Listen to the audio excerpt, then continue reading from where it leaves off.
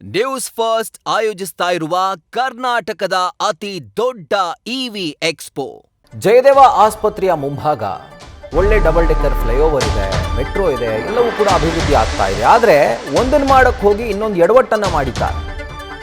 ಜಯದೇವ ಆಸ್ಪತ್ರೆ ಮುಂಭಾಗ ರಸ್ತೆಯನ್ನ ದಾಟೋಕೆ ಜನರು ಸರ್ಕಸ್ ಮಾಡ್ತಾ ಇದ್ದಾರೆ. ಸ್ಕೈ ವಾಕ್ ಇಲ್ಲದೆ ಪ್ರತಿನಿತ್ಯ ಅಪಾಯಕಾರಿ ರೀತಿಯಲ್ಲಿ ಜನ ರಸ್ತೆ ದಾಟ್ತಾ ಇದ್ದಾರೆ. ಡಿವೈಡರ್ ಬಳಿ ದಿನನಿತ್ಯ ಅಪಘಾತಗಳಾಗ್ತಿದ್ದಾವೆ, ಅವಾಂತರಗಳು ಸೃಷ್ಟಿ ಆಗ್ತಿದ್ದಾವೆ. ಅದರ ಅಧಿಕಾರಿಗಳು ಮಾತ್ರ ಮೌನಕ್ಕೆ ಶರಣಾಗಿದ್ದಾರೆ. ನೋಡಿ, ಮಹಿಳೆಯರು ಜೊತೆಗೆ ಕಾಲೇಜ್ ಸ್ಟೂಡೆಂಟ್ಸ್ ಇರ್ಬೋದು, ಆ ರಸ್ತೆಯನ್ನು ದಾಟೋಕೆ ಬರುವಂಥವ್ರು ಎಲ್ಲರೂ ಕೂಡ ಅಲ್ಲಿ ಯಾವುದೇ ಥರದ ದಾರಿ ಇಲ್ಲ.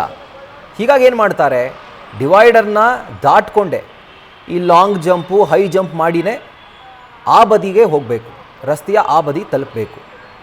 ನೋಡಿ, ಮಹಿಳೆಯರು ಎಸ್ಪೆಷಲಿ ಜಯದೇವ ಆಸ್ಪತ್ರೆಗೆ ಬರುವಂಥವ್ರು, ಅದು ಸರ್ಕಾರಿ ಆಸ್ಪತ್ರೆ ಆಗಿರೋದ್ರಿಂದ ಸ್ಥಿತಿವಂತರು ಯಾರೂ ಕೂಡ ಬರೋದಿಲ್ಲ, ಬಡವರೇ ಬರೋದು, ಮಧ್ಯಮ ವರ್ಗದವರೇ ಬರೋದು. ಸೊ ಅಂಥವರ ಪ್ರಾಣಕ್ಕೆ ಹಾಗಿದ್ರೆ ಬೆಲೆನೇ ಇಲ್ವಾ?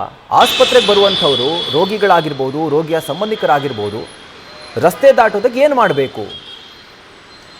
ಜಯದೇವ ಆಸ್ಪತ್ರೆಯ ಮುಂಭಾಗದ ವಿಜುವಲ್ಸನ್ನು ಗಮನಿಸ್ತಾ ಇದ್ದೀನಿ. ನೋಡಿ, ಒಂದು ಸ್ಕೈ ವಾಕ್ ಇದ್ದಿದ್ರೆ ಆರಾಮಾಗಿ ನೀಟಾಗಿ ಅದನ್ನು ಹತ್ಕೊಂಡು ಹೋಗಿರೋರು. ಸ್ಕೈ ವಾಕ್ ಇಲ್ವೇ, ರಸ್ತೆ ದಾಟಲೇಬೇಕು. ಹೀಗಾಗಿ ಇಂಥ ಸರ್ಕಸನ್ನು ಜನರು ಮಾಡ್ತಿದ್ದಾರೆ. ಆ್ಯಂಡ್ ಜನರ ಸರ್ಕಸನ್ನು ನೀವು ಗಮನಿಸ್ತಾ ಇದ್ದೀರಿ. ನೋಡಿ, ಹೆಚ್ಚಾಗಿ ಮಹಿಳೆಯರೇ ದಾಟ್ತಾ ಇರುವಂಥದ್ದು ನಾವು ಸೆರೆ ಹಿಡಿದಿರುವಂಥ ವಿಜುವಲ್ಸಲ್ಲಿ.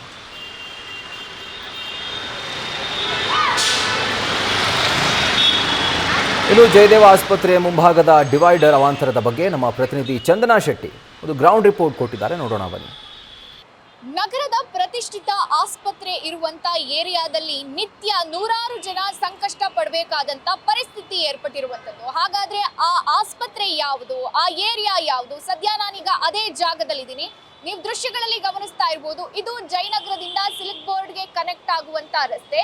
ಈ ರಸ್ತೆಯಲ್ಲಿ ನಿತ್ಯ ಅಂದ್ರೆ ಪಾದಚಾರಿಗಳು, ರೋಗಿಗಳು ಇದೇ ರೀತಿ ಹೈ ಜಂಪ್, ಲಾಂಗ್ ಜಂಪ್ ಮಾಡಿಕೊಂಡು ರಸ್ತೆಯನ್ನ ದಾಟಬೇಕಾದಂತ ಪರಿಸ್ಥಿತಿ ನಿರ್ಮಾಣ ಆಗಿರ್ಬೋದು. ನೀವು ದೃಶ್ಯಗಳಲ್ಲಿ ಗಮನಿಸ್ತಾ ಇರ್ಬೋದು ಯಾವ ರೀತಿಯಾದಂತ ಪರಿಸ್ಥಿತಿ ಇಲ್ಲಿ ನಿರ್ಮಾಣ ಆಗ್ಬಿಟ್ಟಿದೆ ಅಂತ. ಇದು ಎಕ್ಸಾಕ್ಟ್ ಲೊಕೇಶನ್ ಬಂದು ಜಯದೇವ ಆಸ್ಪತ್ರೆಯ ಮುಂಭಾಗದಲ್ಲಿ. ಅಂದ್ರೆ ಇಲ್ಲಿ ಒಂದ್ ಕಡೆ ಮೆಟ್ರೋ ನಿಲ್ದಾಣ ಇದೆ, ಮತ್ತೊಂದ್ ಕಡೆ ಬಸ್ ನಿಲ್ದಾಣ ಇದೆ, ಮಗದೊಂದ್ ಕಡೆ ಆಸ್ಪತ್ರೆ. ಈ ಮೂರು ಮಧ್ಯೆ ಯಾವುದೇ ತರದ ಕನೆಕ್ಟಿವಿಟಿ ಇಲ್ಲದ ಕಾರಣ ಅಂದ್ರೆ ಪಾದಚಾರಿಗಳು ಅಥವಾ ರೋಗಿಗಳು ಒಂದು ಬದಿಯಿಂದ ಮತ್ತೊಂದು ಬದಿಗೆ ಹೋಗ್ಬೇಕು ಅಂದ್ರೆ ಇಲ್ಲಿ ಸಾಧ್ಯ ಆಗೋದು ಹೈ ಜಂಪ್ ಮಾಡಬೇಕು, ಲಾಂಗ್ ಜಂಪ್ ಮಾಡಬೇಕು, ಇಲ್ಲ ಕಂಬಿಗಳ ಅಡಿಯಲ್ಲಿ ನುಗ್ಗಿ ಹೋಗುವಂತ ಸ್ಥಿತಿ ಇಲ್ಲಿ ನಿರ್ಮಾಣ ಆಗಿರುವಂತದ್ದು. ಅಂದ್ರೆ ಇಲ್ಲಿನ ಸಾರ್ವಜನಿಕರು, ಅಂದ್ರೆ ಇಲ್ಲಿನ ಸ್ಥಳೀಯರು ಹೇಳ್ತಾ ಇರೋ ಪ್ರಕಾರ ನಿತ್ಯ ಇಲ್ಲಿ ಸಾಕಷ್ಟು ತೊಂದರೆ ಆಗ್ತಾ ಇದೆ. ರೋಗಿಗಳು ಈ ರಸ್ತೆಯನ್ನ ದಾಟಿ ಸುಸ್ತಾಗಿ ಬೀಳುವಂತ ಪರಿಸ್ಥಿತಿ ನಿರ್ಮಾಣ ಆಗ್ಬಿಟ್ಟಿದೆ. ಇದಕ್ಕೆ ಪರ್ಯಾಯ ವ್ಯವಸ್ಥೆ ಬೇಕೇ ಬೇಕು ಅನ್ನುವಂತ ಆಗ್ರಹವನ್ನ ಮಾಡ್ತಾ ಇರುವಂತದ್ದು ನೀವು ಗಮನಿಸಬಹುದು. ಮತ್ತೊಂದು ಭಾಗದಲ್ಲಿ ಅಂದ್ರೆ ಇಲ್ಲಿ ಬಸ್ ನಿಲ್ದಾಣ ಇದೆ, ಅದ್ರ ಆಪೋಸಿಟ್ ಕೂಡ ಒಂದು ಬಸ್ ಸ್ಟಾಪ್ ಇದೆ. ಆ ಬಸ್ ಸ್ಟಾಪ್ ಇಂದ ಇಳಿದು ರೋಗಿಗಳು ಅಥವಾ ರೋಗಿಯ ಕುಟುಂಬಸ್ಥರು ಆಸ್ಪತ್ರೆಗೆ ಬರಬೇಕು ಅಂತ ಹೇಳಿದ್ರೆ ಯಾವುದೇ ತರದ ಒಂದು ಮಾರ್ಗ ಅನ್ನೋದಿಲ್ಲ.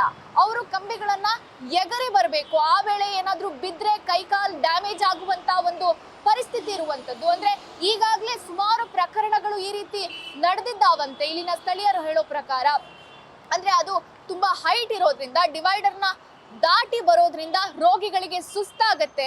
ಹಾಗಾಗಿ ಅವರು ಪ್ರತಿನಿತ್ಯ ನೂರಾರು ರೋಗಿಗಳು ಕಷ್ಟಪಡಬೇಕಾದಂತ ಪರಿಸ್ಥಿತಿ ಇಲ್ಲಿ ನಿರ್ಮಾಣವಾಗಿರುವಂತದ್ದು ನೀವು ಗಮನಿಸಬಹುದು.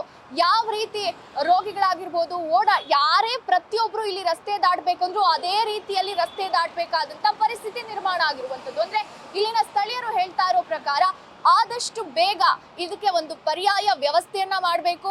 ಇಲ್ಲಿ ಯಾವ್ದಾದ್ರು ಅಂಡರ್ ಪಾಸ್ ಅಥವಾ ಏನೇ ಆಗ್ಲಿ ಈ ರೀತಿ ರಸ್ತೆ ದಾಟೋದು ತುಂಬಾ ಅಪಾಯಕಾರಿ, ಆಕ್ಸಿಡೆಂಟ್ ಆಗೋ ಪ್ರಮಾಣ ಕೂಡ ಹೆಚ್ಚಾಗಿರುತ್ತೆ.